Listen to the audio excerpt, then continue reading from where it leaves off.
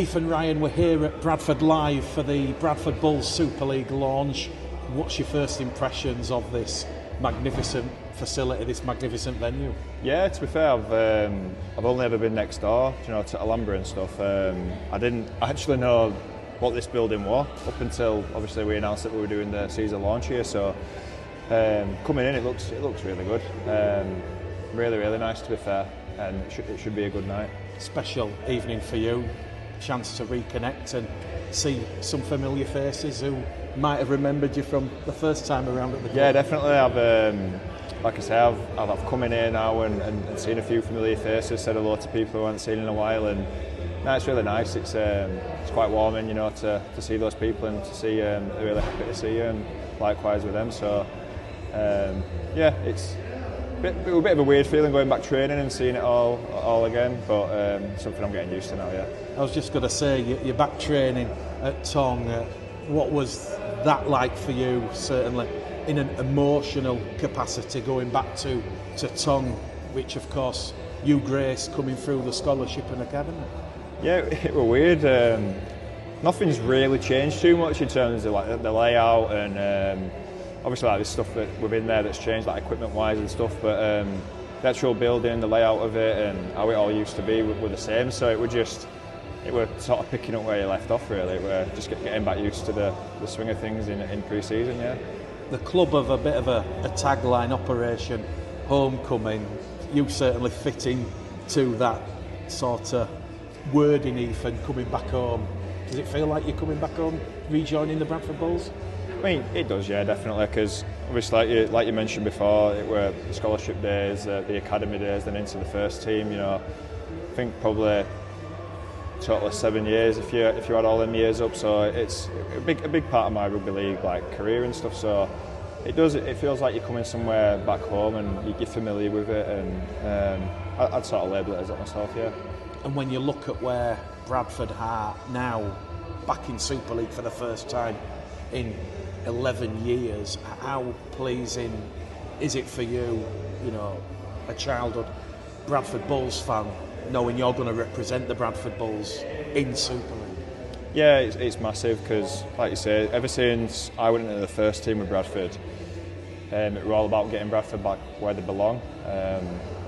Obviously, when I left, the club was in a bit of a, well, compared to where it is now, a bit of a sorry state. Obviously, they'd left Odsal. The club wasn't going so smooth, and since then it's been a complete U-turn in the 6 years that I've been away. So the club's in such a better position. We're ready for it. We're ready to go. We're training hard. We put a really good squad together, and it's exciting. It's exciting for everyone. Obviously, we're here tonight for the season launch. New kit's getting revealed, which I'm a big fan of as well. So yeah, that's how I describe it. It's really exciting.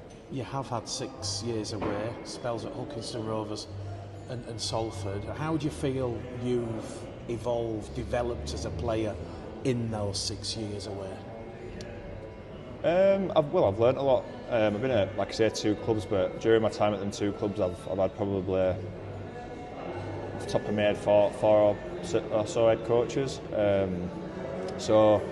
And you learn a lot from each one of them you have, and obviously they come with all their assistant coaches, different ways of playing, and at the highest level in our country, it's sort of I've been playing at that under different people and learning a lot.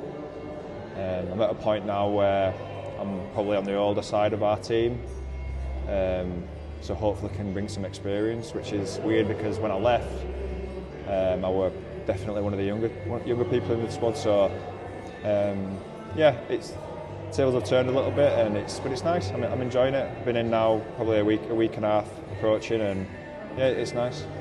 New head coach Kurt Haggerty, someone who you're quite close and you'll be very familiar with him being the assistant to Paul Rowley at Salford last season. Yeah, definitely. Obviously, I played with Kurt briefly when he was here at Bradford, and then I had him whilst I was at Salford for a couple of years. So I know how he works, how he operates. Obviously, there's new things that he's brought in that are new to me as well, because obviously he was the assistant there, so Rolls had to say on a lot of it, and Aggie put him where he wanted to and stuff as well. So, but it's really good. It's just obviously be under him as a head coach and to see what he likes and his methods and what we bring him to. So learned quite a few new things, to be fair, which is something I wasn't expecting from Aggie, because you looked at the way Salford played in terms of like all the flair that they had and stuff, and Aggie's brought it back a little bit from that, but added in bits where he likes. So it's good, and in training we're getting used to it all now. Obviously, people are coming back from their pre-season breaks at different times and stuff, so we're getting almost new people every week. So it's about bringing them in and getting used to it all. And just on pre-season training, Ethan, obviously the hard work starts now. The hard work's already started. How are you finding pre-season training? To be honest, it's really tough.